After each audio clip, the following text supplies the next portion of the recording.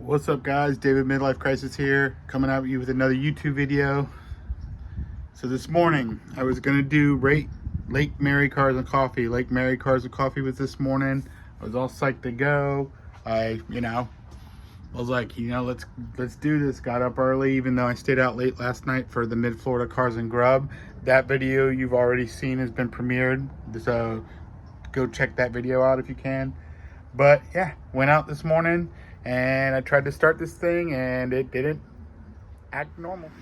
So yeah, I started the car this morning and at first it like clunked over, and then it kind of started and sounded weird. I turned it off, turned it back on, and it was fine. Drove it up to the pre-meet spot at 7-Eleven, met everybody up there. I'll put that video in here. But we met everybody up there and we were getting ready to leave to go to Lake Mary Cars and Coffee. Tried to start the car up and it was worse this time. It took me 2 or 3 times to get the car started. So when we were at Lake Mary Cars and Coffee, like I said, I was going to record a video there, but this was too much on my mind and I didn't really want to try to record the video. I wanted to focus on this today and make a video about this because this is, part of owning old cars, man. So basically, I had my buddy listen to it. I started again. He said he thinks it's the starter. He said it definitely sounds like the gears might be messed up. So I went ahead and went and bought me a new starter. There it is right here. And I'm going to try to put it in. Basically you got to disconnect the negative on the battery and get underneath the car. So I am not going to try to show you guys all the technical aspects. I'm not going to try to show you how to take off the bolts. I'm not going to explain how to do it. There's other videos on how to do that. And I'm going to be honest with you, I suck at working on cars. So this is going to be a real pain in the ass for me. So what you're going to see is updates. How's it going? How am I doing so far? So we'll get started. Like I said, I'm going to go ahead and take the negative terminal off the battery, get this car jacked up, and try to fix this thing. So, by the way, go check out my sponsor, 10socket.com, clothing apparel brand. You can go use my code SEVCHECK. I'll put a link down below in the description to get 10% off. I also got my 10-socket tag on the Caprice. By the way, the Caprice is down too. It's been down for about a month now. I'm having a problem with it. It doesn't want to run properly. It'll just, I don't know. It sucks. Right now I've got 2 broken cars. All right, so I tried to jack it up in the driveway, but it's just not safe enough. It's too much of an incline, and I got to jack it up really high so I can get underneath it. So I'm going to move the Caprice. Haven't started in a while. Let's see how this sounds.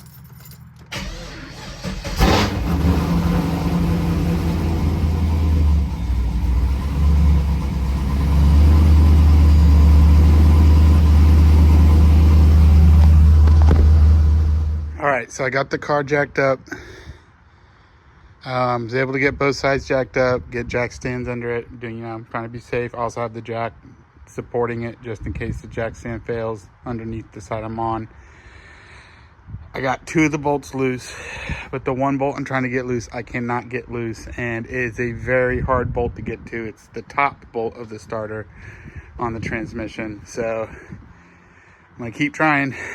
I'm going to try a couple different tricks and stuff, but wish me luck. And I successfully got the starter out. I can't believe it. It wasn't easy. So, and it looks like, so it looks like my starter, basically sprocket there, it looks like it's fucked up. It's actually coming out as you turn it. And it was making some grinding noises and stuff when I was trying to start it, so that makes a lot of sense. But yeah, this hasn't been easy. You can see that, got a busted finger. That wasn't easy, man. That was just a starter. Wait till I try to do some more stuff on this car. This is gonna be crazy, but yeah. So now we're gonna go ahead and put the new starter in. Like I said, not trying to do a how-to of how to put a new starter in, but there it is right there. And I'm gonna go ahead and get it in, and then put it on the ground, and we're gonna start this thing and see if this works. And if we do, this will be my first successful real repair to the G35 I've done by myself without paying a mechanic. But let's see what happens. All right, so I did it. I got it switched out. Here's the old starter, like he showed you, the thing with the gear that goes into the motor to twist the cam or whatever, and the crank. It was loose, so got everything bolted back together. Put the negative terminal back on. We're gonna do a quick test start and see if this worked. All right, moment of truth. So I'm actually kind of like really scared. Here we go. Yeah, baby. Yeah. There you go. There you go. That's what we do, bro. Hell yeah. Dude, fuck yeah, bro. Excuse my language, but I just fucking fixed my car. And I did it without having to pay someone to do it. I saved myself probably $300, $400, $500. I'm so happy right now, so happy. So, oh my God, this is so cool.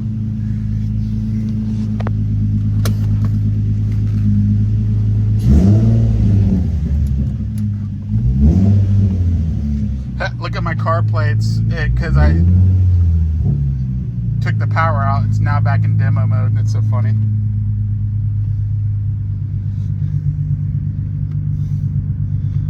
Wow, I'm so happy, bro. So I just wanted to give a shout out to my buddy Lewis. He also owns a G35. He used to be a mechanic and a car tech. He now, I believe, works at one of the amusement parks as a ride tech. But, you know, he's helped me out a lot with a lot of the practical stuff I've needed for this car. And I just need to shout this guy out. He's really helped me out. He's the one who told me how to do the starter.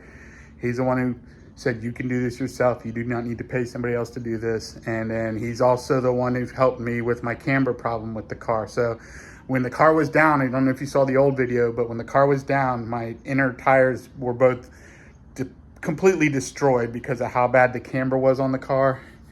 And this same dude, Lewis, was the one who told me what camber arms to buy for it. They were super cheap, and I didn't put them on myself because it was a little bit harder than I thought. Should have probably done it, but it was not that bad. It was, you know, it was less than $500 for everything with an alignment and everything. So, you know, it was cheap. And when I lifted the car up today and I looked at both rear tires were still completely fine, not chewed up at all. I've already put a few thousand miles on those tires and they look great. So, you know, good advice from people who know what they're talking about is some of the most valuable stuff you'll ever need to learn. When someone tells you something that is true and gives you a bit of knowledge, you need to retain it because it will help you. So,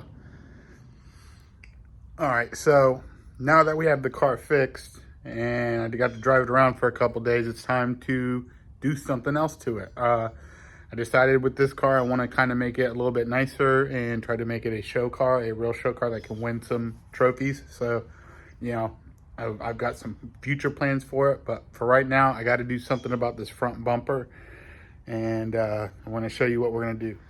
So I don't know if I put it before, but I know it was a while ago, but I was at a car meet. Someone backed into me, and they actually chipped this paint out right here. This is actually, there's no paint anymore. You can just see the black bumper. So I bought this stupid vinyl tag and just to cover it up. But I've also hit a couple curbs already. And if you can really see, it's all scraped up. You can see it right there. All these bottom scrapes. There's even some, yeah. So eventually down the road, I looked at getting this car repainted the same color and all that, and it's going to cost a lot of money. So I don't know what I'm going to do about that. So for now, just to at least hide the bottom scrapes, I've come up with a solution. And that solution is a new front lip. So my buddy Lewis has one of these on his G35. So I decided I'm going to go ahead and throw this on here. It's going to hide at least all those bottom scrapes, and it'll just add a little bit of a look to the car. So what we're going to do is basically show you how to install this. You know, it's going to take a little bit of work if you want to make sure it's done the right way, and we're going to go through it. So these are the screws for the front lip. Basically use those to drill into that bumper. And like I said, I don't care about this bumper. I'm gonna probably do a new custom bumper in the future. So, some screws. 2 of those are going on the back side of the lip where it wraps around the back side of the bumper on each side, and then the remaining 3 will go on the bottom. Also, I had to look it up, so I bought some 2-sided tape, and I tried to use it, and I couldn't even get the 2-sided tape to stick to the bumper or to the lip. It was crazy. It was so bad. So I looked up, online what's the best, and 3M Automotive Super Strength Molding Tape is what this is. So I bought this. I think it was like $4 or $5. I can't remember. It wasn't a lot, but that's what we're going to use to put on the inside of the lip. All right, so put the double-sided tape on. Got it on there. I think I got it on there pretty decent. I know the left side is definitely on right where it's supposed to be. Right side's a little like wonky, so I'm gonna drill the left side in first, and then raise the car up on the left side and get underneath and get the right one and the center one done. I'm gonna lower the car, and then I'm gonna turn the wheel and then raise the car up and get these last 3 on this side. This is how you know your car has a stiff suspension on the lower chassis. You jack up one side of the car and both wheels come up off the ground. That's nuts. All right, so that's it. I got it on. Put all the screws on the side. So the way it works is that you put 2 screws on the back side of it, and I was gonna try to put the 4 screws all the way across the bottom. There's too much of a gap from like here all the way to the other corner. There's nowhere to put it. So basically I had to put the 2 other screws on each side up under here. But you can see it's on there pretty good. So it's also got some 2-sided tape that I don't know, man. I swear I thought that was going to be good enough, but that 2-sided tape barely worked. So, but there is 2 pieces right there on the front. So I don't know, we'll see. I'm going to take it for a spin when I can. Right now it's actually not great weather. It's been raining. Looks like it might be stopping though. So I might take it for a ride here in a little bit. So check out the Caprice. So I drove this yesterday. I think the problem I've been having with the car is I think I just had bad gas in it. I went ahead and almost ran almost all the gas out of it yesterday. And for the most part, the car was running pretty good. The only time where it would start to, misfire on me is after I would do a really hard pull, which tells me I think it's got the bad gas in it still. So I'm gonna try to burn that stuff out, and I'm gonna try to go put some octane booster in it or something, or some cleaner, octane cleaner or something into it, and try to get this thing completely back to normal. So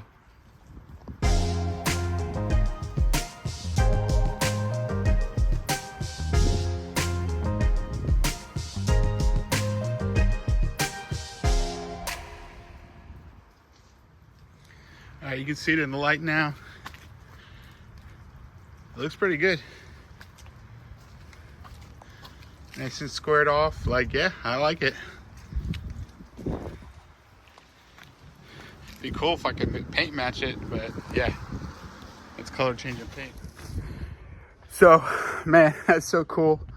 So anybody who knows who has to ever work on a car, if you don't have a lot of experience and you're going at it by yourself and you've never done a certain thing before, it can be frustrating. I was wanting to give up a couple times when I couldn't get that one bolt loose. I'm like, how am I gonna get this damn bolt loose? So, and I finally got in there, used a couple tricks and techniques and I've learned from over time, and I got it off.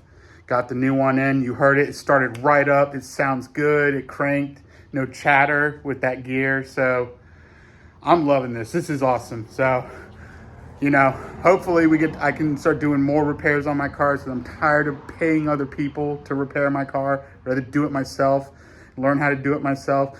I had to go get wrenches. I didn't have the right wrenches to do this again because I lost my old wrenches. So I had to go buy some new ones today. I didn't want to, but I was like, fuck it, I'm gonna go buy them. So, you know, and then like at least with this cord down here, I'm gonna be able to go return it, get $40 back for the cord. So that saves me another $40. So all in all out, man, I'm so happy I did this. I'm so happy I did it myself. I didn't ask for anybody for help first. I did it without trying to ask for help and then did it. So pretty proud of myself. But thanks for watching.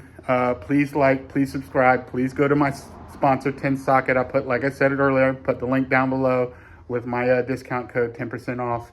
I appreciate all the support. I'm gaining more and more subscribers every day. And it's funny how much faster it's starting to grow. And I appreciate everybody who watches. I appreciate everybody who comments. If you make a negative comment, I appreciate it because you're interacting with the channel. So thanks for watching. Have a good day.